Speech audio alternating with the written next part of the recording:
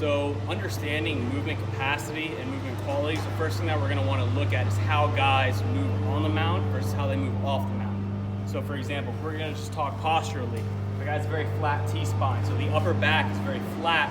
We're going to want to go through a series of training movements, right, modalities to help them out that don't have anything to do with the mound at all.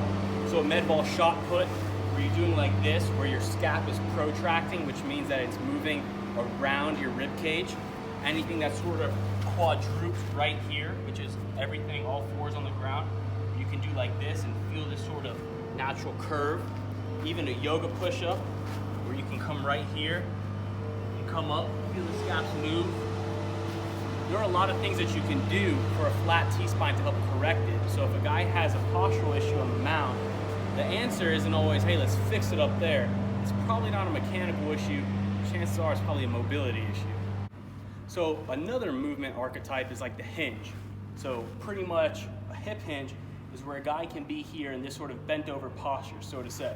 So if you're a sidearm guy, or you get here and then eventually come up like a C-check type, probably gonna say, hey, how am I gonna stay in that posture?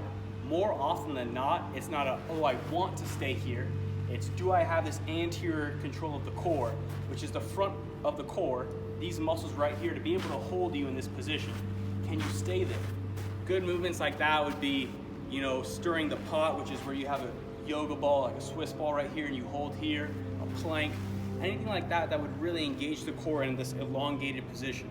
So a crunch may not be your best option because you're coming here.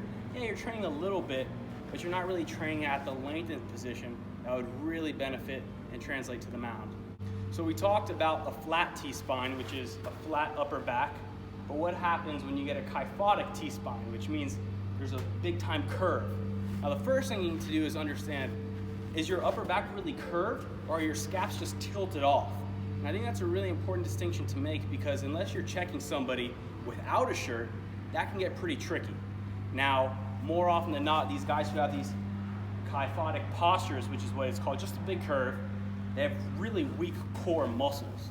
Now you want to really start addressing the diaphragmatic wall, maybe change how they breathe, go to the serratus anterior muscles, which could be a serratus wall slide, very basic things like that that you could look through old articles, there are videos of that around, but also don't really want to discount what it's like to be able to feel the scaps be on the rib cage, right? So there's this convex, concave relationship that needs to be there. And getting back to the beginning when I was talking about assessing, you may not be kyphotic in nature, but if your scaps are tilted out like this, it may present this sort of hunched over look, even though that's not really the case. So before going about it and saying, hey, this is what I need to do, I'm a really curved guy, figure out what it is, because it could be presenting some tricky things. So another thing is, say we're on the mound and we're looking at a pitcher, whether we're evaluating or evaluating him, and he likes doing this tall and fall idea. Here, and this. Well, chances are he's either had a coach say, hey, do that before, or his body's just getting cranky saying, I don't like really getting in this sort of position and driving and disassociating this backside. I think the right question, probably the starting point would be, what are his adductors like? Are they able to lengthen? Because a lot of guys who can't get to this lengthened spot, it's really easy for them to cop out and say, oh, I just want to do this tall and fall. It creates angle, whatever that means. So rather than saying, hey, I'm going to get on the mound and ask a kid to do that, maybe worth collaborating with medical or S&C and saying, hey, let's put you through an assessment, let's understand where you need to be, and that may paint a more complete picture than just saying, I don't like doing it on the mound, it messes up my timing, whatever it may be. So another thing, and this is kind of like with sprinters, a lot of sprinters have what's called anterior pelvic tilt, which means that their hips start shifting forward. So if your hips were a bowl and they normally sit like this, when it's shifted anteriorly, it's like the water would fall out in front. When that happens, don't get too excited. It's like it shifts back this way, which means that these hamstrings get constantly elongated. They're always at this lengthened position. Well, for a sprinter, that's great. Boom, and pop through. Guys can be really quick, but they're also susceptible to some hamstring injuries. Well, rather than saying, hey, maybe a guy isn't able to do certain things with his front leg, maybe he can't brace when he's trying to, and we'll talk about that in the next part. It may just be, maybe he's got an issue with his hips. If a guy's constantly shifted in this position and his hamstring's already lengthened, you're asking him to do a much more taxing movement to lengthen even more to something that's already pulled real tight. So worth considering when understanding why is this guy not doing what I'm asking him to do pitching-wise versus what is he actually able to do pitching-wise, and why off the field is that happening. So in your ankle, you have multiple ways of moving, right? It's a really unique joint, but one thing that you do have is you have this called dorsiflexion, which is if this was your leg and this was your foot, it's moving up. So this is dorsiflexion pretty much, okay?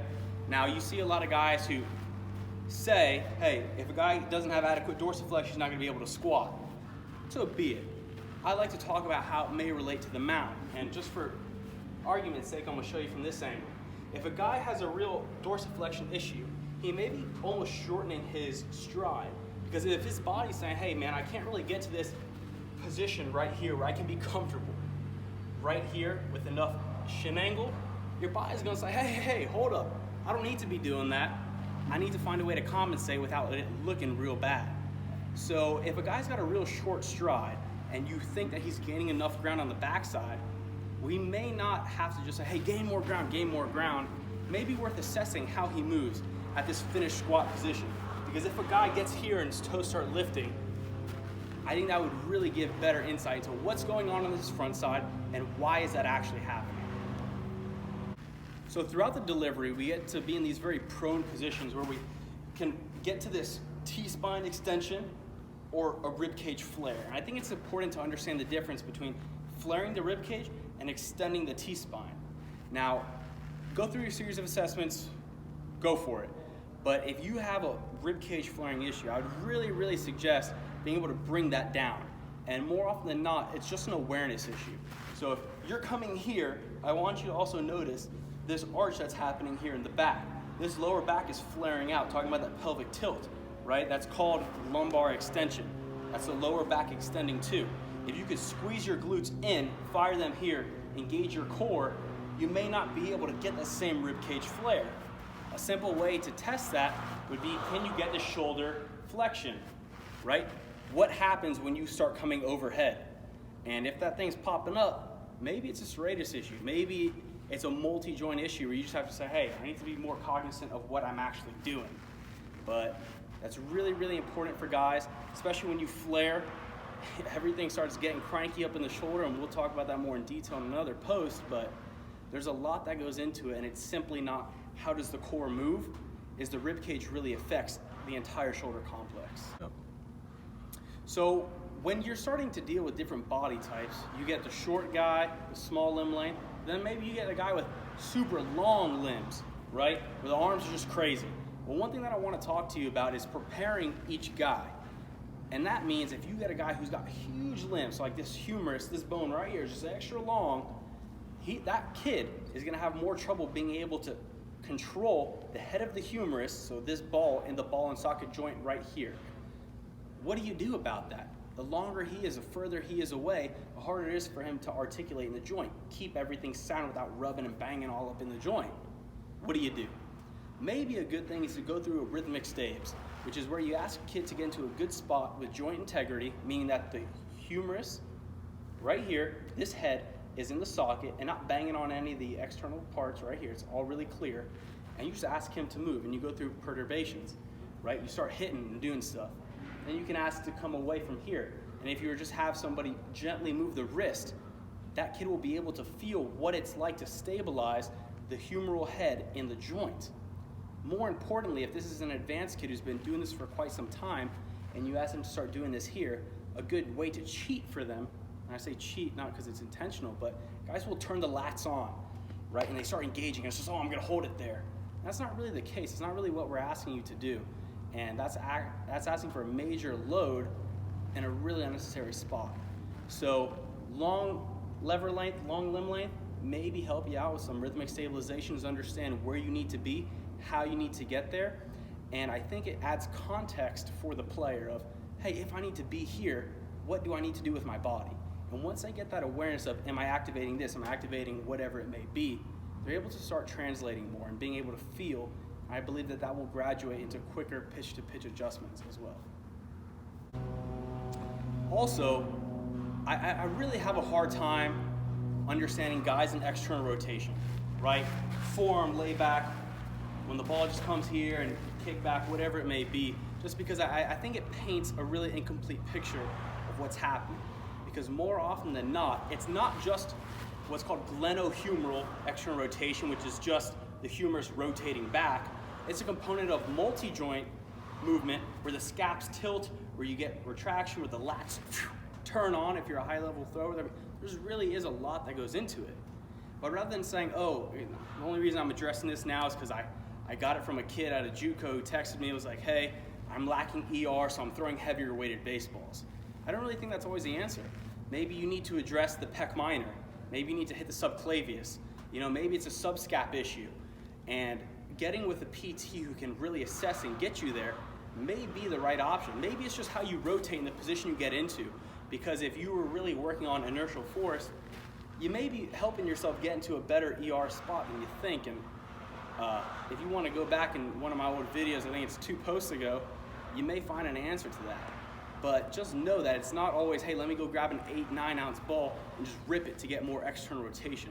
It may seem logical, but the real, honest, and really the sad answer is that the body isn't logical. So however much sense it may make to you, that's probably not how the body actually works.